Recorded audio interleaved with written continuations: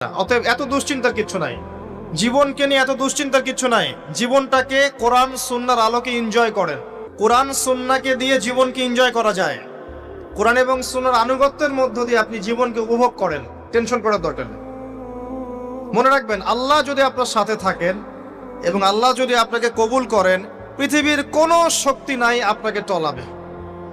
পৃথিবীর কোনো শক্তি নাই, পৃথিবীর সমস্ত শক্তি একত্রিত হয়ে আপনার চুল বাঁকা করতে পারবে না, যদি আল্লাহ আপনার সাথে থাকে। আর যদি আল্লাহ আপনার সাথে না থাকে, আইওয়াস শোডাউন দিয়ে কোনো লাভ হবে না, কেউ আপনাকে বাঁচাতে পারবে। অতএব আল্লাহকে আপন করে নেন, যার যার হক তাকে তাকে দেন, নিজের হক আল্লাহর কাছে চেয়ে নেন, ইনশাআল্লাহ আপনি সুখে থাকবেন। এর আগে আল্লাহ পাক একা ছিলেন, আর কিচ্ছু ছিল না। হুয়াল আউয়াল ওয়াল আখির ওয়াল যাহির ওয়াল বাতিন ওয়া হুয়া বিকুল্লি শাইইন আলিম, সূরা হাদীদ। আল্লাহ পাক একা ছিলেন, কোনো